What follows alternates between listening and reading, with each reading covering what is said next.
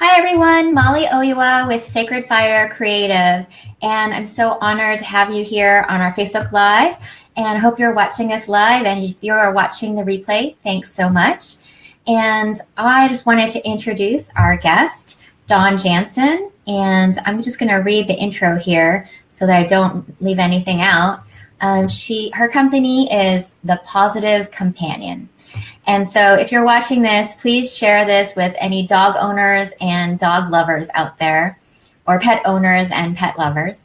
Dawn Jansen is a native Oregonian, has always loved nature and animals. As she was growing up, she always had pets and spent much time camping with her family and enjoying the gifts of nature. Her business is the Pawsitive Companion. She is a certified advanced Tellington T-Touch practitioner, and her work with pets is founded in the Tellington T-Touch training method. She brings compassion, patience, and understanding to her work and is passionate about helping pets feel comfortable and confident living in our human world. When your pets feel safe and confident, you will see fewer behavior and/or health issues. Happy pets equal happy pet owners. She offers private training sessions, small group workshops, seminars, and demonstrations. In her teaching, she focuses on recognizing and reducing stress in your pet, improving communication and trust, and building your pet's confidence. Most of her services are designed for dogs. However, she does offer private training sessions for other pets as well. She's a member of the Pet Professional Guild and volunteers at the Oregon Humane Society. She enjoys camping, hiking, snowshoeing, and shares her home with her husband and dog. Hi, Dawn. Thanks so much for being here. Hey, Molly. Thanks for having me. I'm so excited to be here. Awesome. And it looks like we have a couple viewers already. So if you're watching, thank you so much. Go ahead and type in the comments. Hi, let us know who you are and where you're watching from, because we can only see the numbers right now. And if you have questions for Dawn, go ahead and type those into the comments. So Dawn, I know I just read like your bio, but do you want to just give a little introduction about yourself and let us know who you are? Sure. My bio explained a lot. But yeah, my business is the Pawsitive Companion, and I help dogs primarily, but other pets too, learn how to live comfortably and calmly in our world. They are a different species, as you know. So their behaviors are different, their communication is different, their social structures, social cues, all different. And we bring them in to live in our human world and expect them to know how to behave. And it's up to us with the larger brains to figure out how to better communicate with them and help them feel safe and comfortable and confident in our world. So that's what I do. It's really about focusing on what does the animal need? How can I make it easier for them to live in our world? I love that. I feel like so what you do is really from the pet perspective and from the dog's perspective. Like, you know, this dog is coming into our world. How do we make it easier for them? So I'm kind of curious, Dawn, about your journey. So how did you get involved with all of this? How did you create this business? How did it come about? So I've always loved pets. As you said in my bio, I grew up with pets, and they've always been a part of my life. Animals in general. I'm just a big animal lover. And most of the pets that I've had, I've rescued. And many years ago, I rescued a 4-year-old Doberman named Chris. He came with the name. And I was amazed to find out that even though he was a big 90-pound dog, he was not comfortable living in our world. He was nervous around other dogs, sometimes nervous around other people, and I just didn't quite know what to do about that.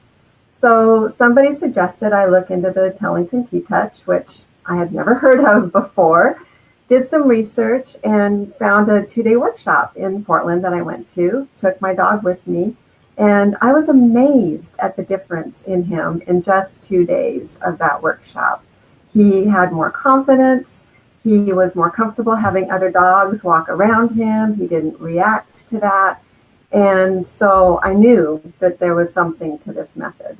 So I signed up and took a 6-day training and decided I really wanted to go out there and help other people with dogs that weren't comfortable and help them learn how to be comfortable. So I took the full course and became a practitioner, and here I am today.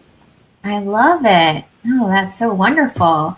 So, which brings me to, a good point, which is, how do dog owners know, like, the signs? Like, how do they know when to bring them in to see you or to sign up for a workshop? What are some obvious things that happen and that you can, let us be aware of?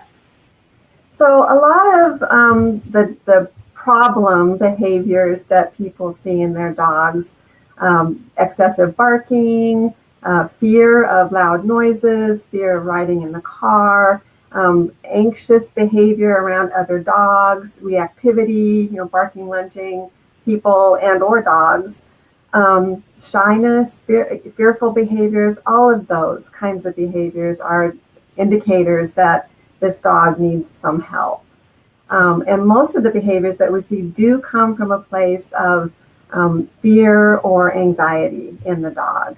And so that's where we start, is helping the dog be more comfortable, helping them let go of that fear and anxiety, so then they can learn different behaviors and discover that they have options on how to deal with things that make them fearful or nervous. Okay, so that is great. So do you think that there are some dogs, because I don't know this, are there some dogs who are just always going to be louder and bark a lot? Or is it, should a pet owner think, how do they know? It seems like, okay, well, this breed of dog is going to be louder, or they're just going to notice this dog seems like always fearful or always shy or always anxious. And then that because of that kind of sense that they're going to bring them in. Or can you tell me a little more?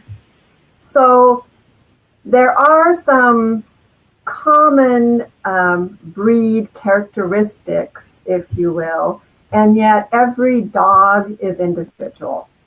And so you may think that, terriers are a little more hyper, chihuahuas are a little more nervous, perhaps, and maybe that's a breed characteristic. And there's also some possibility that dog could be a little more confident and could be carrying around some extra fear, because every dog is individual, and we really focus on what does this particular dog, not breed, but individual dog need in order to be more comfortable and confident. Awesome. So if a dog owner thinks like, oh, this dog was like this ever since I got it, is there a certain limit in time when this, the dog's too old to learn new tricks kind of thing? Or do you think that any dog can just come in and get some help from you? So the adage, you can't teach an old dog new tricks, is not true. You can teach older dogs to be more comfortable and confident. As I mentioned, my dog Chris, when I adopted him, he was 4. And by the time I got to the T-Touch class, I think he was 5 even. And in a Doberman, that's middle age. And so he was still able to become more confident and more comfortable around other dogs and learn some social cues that he can give to other dogs and other people. His life he was much happier after I learned T-Touch and was able to help him with that. So yes, you can teach older dogs new tricks. There is no age limit. No age limit. False. The other thing I want to say about that is since the name of the work is the Tellington T-Touch, you would probably assume there's some touch involved, and that's true. So for older dogs, as they're aging and they're getting aches and pains of arthritis or whatever, the touch can be real comforting and really help them with those aches and pains. So old dogs often have great benefit from the work. Okay. No, that's great. And I just want to say hi to Deborah. Hi, Deborah. Thanks for watching. She says, hi, Molly and Dawn. So, and Deborah, if you have any questions, or I see a few more people on there, if you guys have questions for Dawn, go ahead and type them in the comments, or just let us know where you're watching from. So we're always curious. We're in the Portland, Oregon area, but we know we have a lot of watchers like Deborah who are not in our area. So feel free to let us know. And if you're watching us on the replay, thanks again for watching. And again, let us know where you're watching from. Or if you have questions for Dawn, I'll be sure to get those to her so that you can get those questions answered. All right, so awesome. I love that the older dogs can also benefit from the methods that you have. And so can you tell us, are there certain dogs that are going to benefit the most? So, you know, we kind of went there a little bit, but is there like a certain dog that you're like, okay, if this is your dog, these types of symptoms or these things that you're seeing, then definitely bring them in. We can get results for you in just a weekend. You know, the Tellington T-Touch helps with all kinds of behavior issues and some health issues as well. So there really isn't any, you know, specific, this is what it's really about and this is what it's really for. Mm-hmm. So, yeah, there really isn't. Just, you know, many behavior issues and some health issues as well. It can be helpful. What are some, you know, turnaround success stories that you can share with us? You know, you don't have to share anything specific, but if there's something that you can share, we'd love to hear a few stories from you. Sure. One that comes to mind, I had a client who had adopted a standard poodle from the Oregon Humane Society. And this dog was very kind of shut down. It wasn't very responsive to the family, and it didn't come out and interact with the family much. They would see signs that it would stay upstairs, and then at night they would see signs that the dog got up and wandered around downstairs. But for the most part, it stayed upstairs, didn't really interact with the family, and was kind of shut down. And so they purchased 3 sessions from me. And the first session, I didn't even touch the dog. I talked with the people, walked them through some of the techniques that they could use with the dog to help it feel more comfortable and confident. And the second session, we did a little bit of work using harness and leash and walked that dog a little bit around the house. And the third session, when the people came to the door, they said, we have a different dog. And she had been interacting with them and even playing a little bit. And they were so grateful and thankful and amazed at the difference that they had in their dog. And part of that, I have to give them credit because they were committed to really doing the homework that I gave them and working with the dog in between the sessions. That's really key to seeing positive change in your pet. Wonderful. Thanks so much for sharing that story. I love it. And we have a little message from Heidi. She says, hi, Dawn from Bellingham. So, hi, Heidi. Hi, Heidi. Thanks for watching. And if you have questions for Dawn, definitely add them to the comments. So you brought up a point. So I realized that, you know, we don't know a lot about the type of work that you do and how it's structured. And it sounds like there's different ways that people can work with you. So, you know, whether it's like workshops or like you said, 3 sessions, how long are your sessions and how do people know which one to sign up for? So I want to take a little step back and kind of talk a little bit about the 4 major aspects of the work I do, and then talk a little bit about my offerings, if you will. So the Tellington T-Touch is the primary method that I use in my work with pets. And as I already mentioned, there's the touch aspect of it. So the touches we have specific touches that we teach the client to use on their dog, cat, whatever animal pet they have. I work mostly with dogs, as we already said. But these touches are really light pressure. Many of them are circular. It's working on the nervous system, so it's not deep like massage. It's much lighter pressure. And it's designed to help the dog let go of fear, tension, anxiety that they're holding in their body. Because if you think about it, if you're tense in fear, you can't learn anything new. All you can do is respond to react to a situation that makes you scared or nervous rather than do problem solving. So by helping the dog let go of the fear and tension and be more calm and relaxed, they can then learn new behaviors, learn the way that help learn new things in order to live better in our world. So the touch is one aspect of it. And then we use other tools and techniques to help them experience balance, emotional balance, physical balance, to better communicate with them. So often you see people walking their dogs and they have a flat collar and a leash. You can't give that dog any information about what you want them to do if you just have that one point of contact with a flat collar.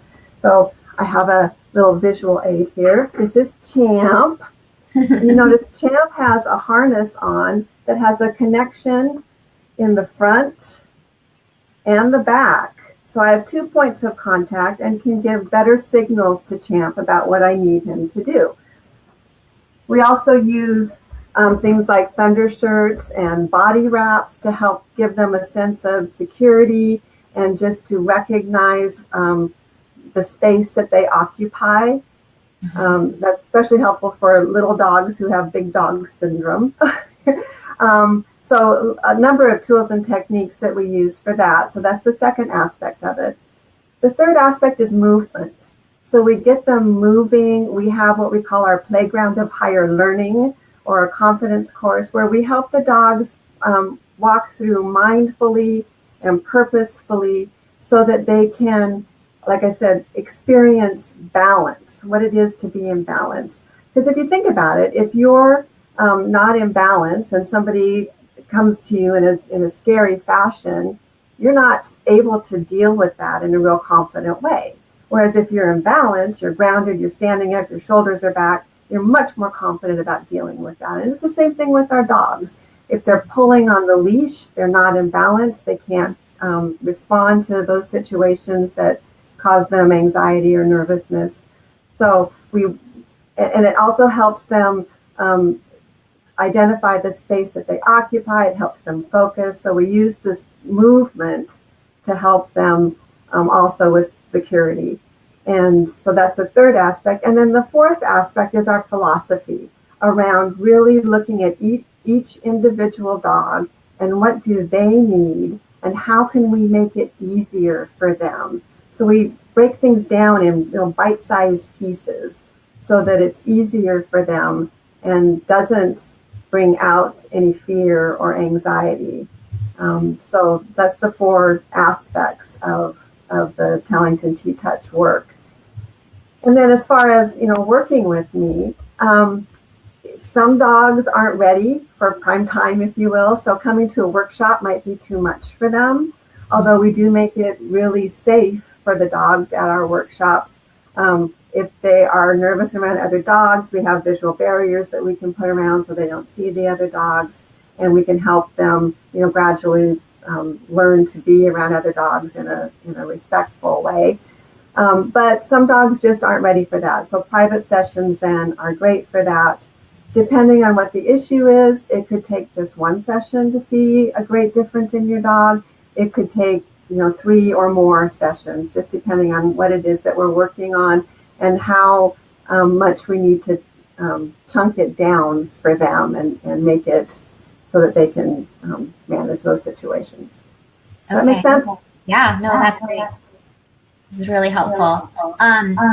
One of the things I wanted to ask you too, just based on what you were talking about, is this is kind of a strange question. So how much of the work that you do is with the pet, and then how much of it is with the pet owner? That's not a strange question at all. So we're focusing on the pet. And as I said, like with the poodle I talked about, the first session, I didn't even touch the dog because she was so shut down. And so I didn't want to cause her any more anxiety than she was already feeling. So it depends on the dog. a lot of the work is with the owner, because I teach the owner the touches. I teach the owner, how to use the harness and leash in the most effective manner. I teach the owner how to use the body wrap or a thunder shirt if they need a little extra support around those things. And it's the owner that writes the check. So I really need to be able to work closely and cooperatively and respectfully with the owner as much as with the dog. Okay, that's great. Thanks for answering that. I really didn't know if that was like a common question, or I was just curious, And it's a good question, because I have had some clients call and say, can you work with my dog and, come by, and I'm going to run some errands while you're working with the dog, and I'll come back after. And that doesn't work real well. I mean, it can be effective, but it's more effective if the dog's human takes an active part in helping the dog.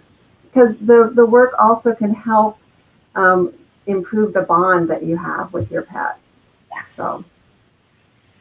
So, I mean, I think it's really important to have a caring pet owner. I mean, that's like the very first step. I mean, they care, and there really shouldn't be any shame in like, I can't get my dog to stop barking or biting or whatever it is. Maybe they're experiencing something totally different that's outside of your training. I mean, and so I love that, these pet owners can go to you, dog owners can go to you, and that you have all this training and experience and intuition to work with the dog and the dog owner to make the whole experience with their dog so much better. So both for the dog and the dog owner. Right. Yeah, no, I just love that. And that something that you said about having homework, that's what made me ask the question. I thought, homework is one of those things that I feel like so many people don't do. So you want to make sure that people who are going to work with you are going to do the homework. They're going to be the ones who are the caring dog owners who just, are just a little bit lost on what to do with their dog. Or maybe, I don't know if you get this. Do you get dog owners who maybe they already have a good relationship, but they just want to have a better one? Certainly. Yeah. Certainly. Yeah. Yeah. I think that that's something that is surprising to me that I learned during this interview, is that it could just be that, they want their dog to be more confident. Maybe their dog is doing well and, can exist around like these two people, but maybe they just need some more help and they could actually be more confident and comfortable. Mm-hmm. And so I encourage you, if you're watching this, then please share this with dog owners who you think might benefit from this. Definitely. And I want to acknowledge, hi, Rebecca. Rebecca Miller. And she says, thanks for some great info. Sounds like you have some great products and training that you offer. So awesome. Thanks, Rebecca. Yeah, I mean, I really am impressed with what you've built and that you have this to offer. I know you have an event, I think, coming up. Do you want to talk about that a little bit? I do. On December 2nd and 3rd, I am co-teaching a 2-day workshop for, the name of the workshop is From Difficult Dog to Comfortable Companion. And it's a 2-day workshop where we'll be teaching you a lot of these techniques. You can bring your dog and learn some new ways to help your dog practice. We give you lots of times to practice, and we're there to provide guidance and support as you're practicing with your dog. 2 days is really, some people ask, that seems like a big commitment. And it is. It takes up your whole weekend, but it's worth it, because in the first day, you're learning these techniques and you do have some time to practice, but something happens overnight so that when you come back the second day, things click, and that's really when the magic happens. So it's really, it's an intensive weekend, but it's very valuable and very beneficial to the dogs. We get great reviews from this workshop. So yeah, and to find out more, you can go to my website and you can register right online. Makes it real easy. Here, I'm going to put the URL up on the screen again, pawsitivecompanion.com. So that's how you can find also on the Facebook page, right, for your business. Mm-hmm. Right. So great. Anything else that you want to add before I wrap up? I can't think of anything right now. I had something in my mind a minute ago, but it went away, so it must not have been important. Okay, well, you can always add it to the comments too if people are checking in. Thank you so much, Dawn, for being here and for promoting what you're doing. I know that that's a big step. And I just want to let everybody know, for me, so again, go to PawsitiveCompanion.com. Dawn is a friend and also a client of mine. And so we did do her website. She's one of our web design clients. And I love that you can just sign up for stuff like right on her website. And one of the things that we do at Sacred Fire Creative is we really work to promote women and minority entrepreneurs and business owners. And we know that, there are generally a lot of challenges to being in business, but we want to make sure that it gets easier for you to get your message out so that you're heard and so that you stand out in that crowded marketplace.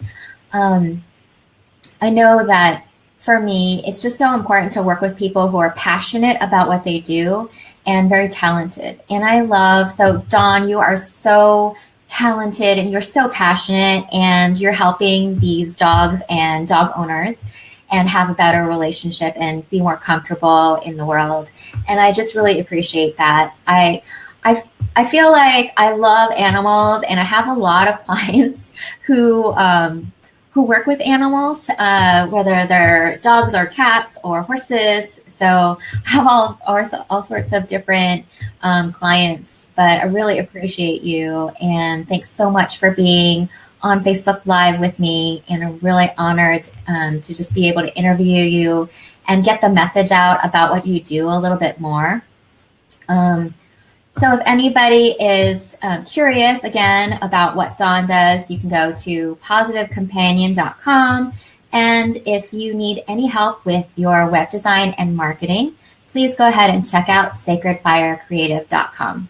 All right, signing off. Thanks so much, everybody. Thanks for watching. Thank you. Bye, Dawn. Bye-bye.